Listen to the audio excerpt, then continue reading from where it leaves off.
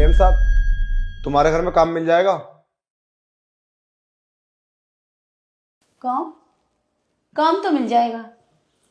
वैसे क्या क्या काम कर लेता है?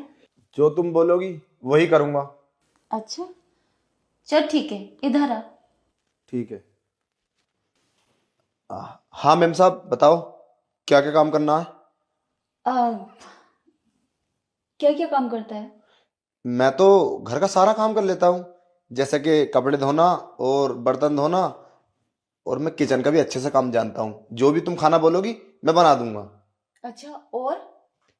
और क्या काम होता है, बस यही है। साफ सफाई, झाड़ू पोछा सब कर लेता हूँ।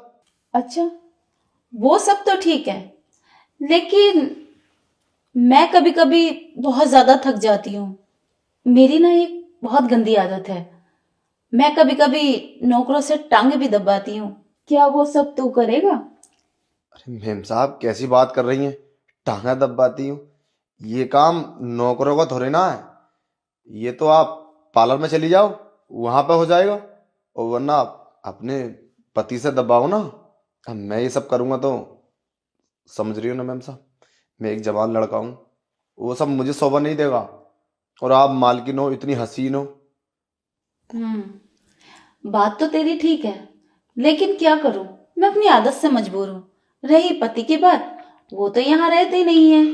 क्या तुम्हारे पति घर पे नहीं रहते? और साहब रहते कहाँ हैं? वो बाहर काम करते हैं, कई महीने हो गए उन्हें गए। लेकिन पार्लर भी मैं नहीं जा सकती। वो क्या है ना, मुझे लड़कों के हाथ से बहुत मजा आता है। अरे इसलिए मैं लड़कों से अपने नौकरों से करवाती हूँ। अक्सर नौकरों ने मेरी बहुत खिदमत की है। ये काम तुझे भी करना होगा। और हाँ, कभी कभी मैं बॉडी मसाज भी करवाती हूँ। अरे मेम साहब, कैसी गंदी गंदी बातें कर रही हो। ये सब न न छी। मैं ये सब नहीं करूंगा। बस घर का काम कर सकता हूँ। घर का कैसे भी काम हो, कोई दिक्कत नहीं है। सोच ले, अगर तू मेरा ये काम करेगा तो तुझे नौकरी पर रखूंगी, वरना। मेम साहब, तुम कैसी बातें कर रही हो? ये काम नौकरों का थोड़ी ना है। ये तो तुम गलत सोच रही हो। मैं उस तरह का नौकर नहीं हूँ। मैं एक पारिवारिक, बहुत शरीफ परिवार से हूँ। मेम साहब, मुझे तो तुम्हारे इरादे गलत लग रहे हैं। क्या चाहती हो तुम? साफ साफ बताओ। रामू, मेरा कोई गलत इरादा नहीं है। ये मेरी आदत है, बोला ना, मेरी एक बहुत गंदी आदत है ये। और मैं वही करती हूँ जो मेरा मन करता है। पर देखो मेम साहब, मैं ये तो सब तो नहीं कर पाऊंगा। ये बॉडी मसाज और ये टांगा दबाना मैंने कभी किसी के साथ किया ही नहीं है। पहली ऐसी मालकिन हो तुम, ये इतने गंदे गंदे वर्ड बोल रही हो। वरना हमें तो घर के बाहर रखते हैं। चल काम हुआ, बाहर जा। हम तो गेट पे बैठे रहते हैं। अरे नौकर है हम, दो कौड़ी के, हमारी क्या औकात हम तुम्हें टच भी कर दे। और तुम बॉडी मसाज की बात कर रही हो। वो बात तो ठीक है, पर मुझे ना तो अच्छा लगा। काफी हैंडसम भी है, इसलिए मैंने तुझसे बोला। ऐसे आए गए लड़कों से मैं क्यों करवाऊंगी? और वैसे भी बहुत स्ट्रोंग है, अच्छे से करेगा तो मेरी बॉडी मसाज। मैम साहब, मुझे ना तुम्हारे कुछ इरादे ठीक नहीं लग रहे। शायद तुम, मतलब, पता नहीं तुम क्या चाह रही हो मुझसे। अब तुम ये बताओ, तुम मुझे काम दोगी या फिर मैं जाऊं? कोई बात नहीं, मैं कहीं और काम ढूंढ लूंगा। सोच ले, ऐसा काम नहीं मिलेगा तुझे। इतनी खूबसूरत लड़की अपनी बॉडी मसाज भी करवाएगी और टांगे भी दबाएगी। तुझे तो बहुत अच्छा लगना चाहिए। ऐसा काम मिल रहा है। वो सब तो ठीक है, पर अक्सर लालच में इंसान ना फंस जाते हैं। कहीं ऐसा ना हो मैं ये सब करूं और मैं ही फंस जाऊं। नहीं नहीं, ऐसा कुछ नहीं होगा। ये सब मुझ पे छोड़ दे। अच्छा एक काम करो, मैं घर का सारा काम कर ले करूंगा, तुम एक नौकर और रख लो, वो तुम्हारी कर देगा ये सब। ओ, डबल सैलरी तेरा बाप देगा आके? अरे वो बात भी ठीक है, पर पता ना, मैं अंदर से ना डर लग रहा मेम साहब।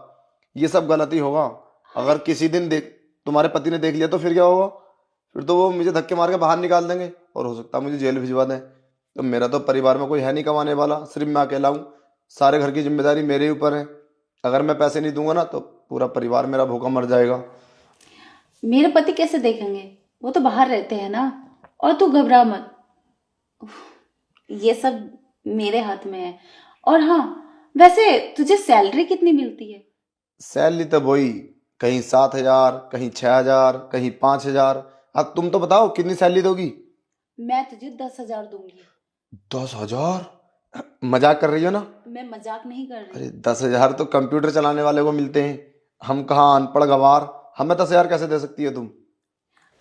मुझे तो अच्छा लगा, और तेरा काम भी और तेरी नियत भी।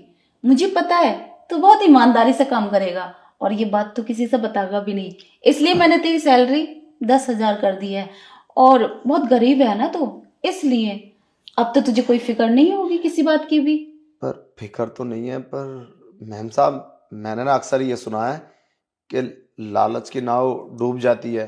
अगर मैं ये सब करूँगा, मुझे पता है एक ना एक दिन तो मैं जरूर पकड़ा जाऊंगा, क्योंकि चोरी कभी छिपती नहीं है। और एक बात बताओ, तुम ये सब गलत कर रही हो, अगर तुम किसी और से कराओगी तो भी गलत है। एक ना एक दिन तुम्हारे पति को जरूर पता चलेगा, देख लेना। उस दिन वो तुम्हें धक्के मार के बाहर निकाल देंगे, और फिर सोचो, तुम्हारे तुम्हारा भी तो अपना परिवार होगा, फिर उनके दिल पे क्या बीतेगी अगर ये सबका पता चलेगा तो। और तुम्हारे ससुराल वाले के, मुझे तो कोई एतराज नहीं है, मैं तो ये सब कर लूंगा। चाहे तुम और भी कुछ बोलोगी वो भी कर लूंगा, मगर दिक्कत देखना तुम ही आने वाली है, मुझे तो आएगी दिक्कत।